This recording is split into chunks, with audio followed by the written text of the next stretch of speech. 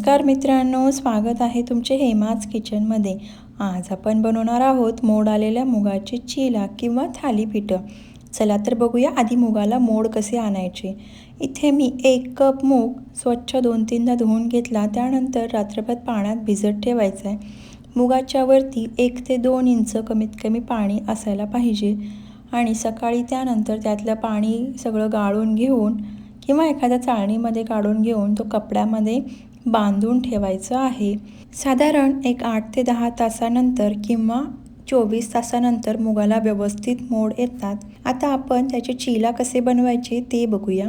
इथे मी मिक्सरच्या भांड्यामध्ये 1 कप मूग घेतला आहे। माझं मिक्सरचं भांडं मोठं आहे आणि त्याच्या ब्लेड्स पण खूप शार्प आहेत, त्यामुळे सगळं मी एकदमच घेत आहे।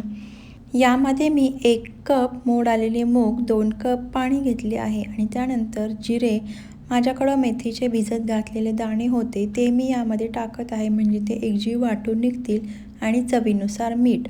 हे सर्व एकत्र करून आपल्याला मिक्सरवरती त्याचं चांगलंसं बॅटर बनवायचं आहे, ज्यामुळे आपण थालीपीठ किंवा चिला बनवू शकू।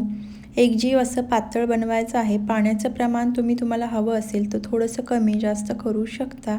चला तर आता हे व्यवस्थित वाटून झालं आहे। त्याला आपण एका मोठ्या बोलमध्ये किंवा मोठ्या कुंड्यामध्ये काढून घेऊया। यामध्ये आता आपण 2 चमचे तांदळाचं पीठ आणि 2 चमचे बेसनाचं पीठ आणि मीठ थोडंसं अजून जर लागत असेल तर तुम्ही टाकू शकता आणि व्यवस्थित मिक्स करून घ्यायचं आहे। हवं तर तुम्ही एकदा मिक्सरमध्ये घालून हे फिरवून घेऊ शकता, त्यामुळे त्याच्या गुठळ्या होणार नाही आहेत। इकडे मी एक पॅन गरम करत ठेवला आहे, तो तापला की आपण त्याला तेल लावून घेणार आहोत। हवं तर तुम्ही अर्धा कांदा कापून तेल लावून घेतला तरी चालेल, त्यामुळे आपला तवा अजून मऊ होईल।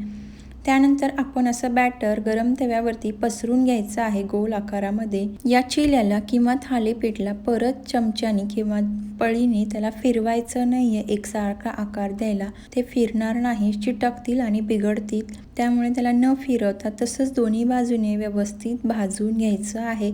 याला खूप कमी तेल लागतं, जास्त तेल लागत नाही, त्यामुळे कमीत कमी तेलामध्ये सगळ्यात प्रोटीन रिच ब्रेकफास्टचा हा उत्तम प्रकार आहे, ज्यामध्ये स्प्राउट्स असतात। जर तुमची मुलं मोड आलेले कडधान्य खात नसतील तर हा एक उत्तम पर्याय आहे, किंवा एक वेगवेगळ्या आकारामधलेही तुम्ही बनवू शकता, जसे की चौकोनी, त्रिकोणी असेही बनवून तुम्ही तुमच्या मुलाला खायला देऊ शकता।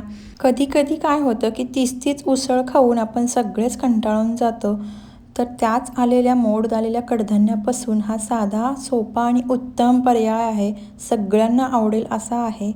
अगदी बटाट्याची भाजी किंवा साध्या चटणीसोबतही सगळेजण आवडीने खाण्यासारखं आहे। नक्की करून बघा। आवडलं तर लाईक करा, शेअर करा, सबस्क्राईब करा।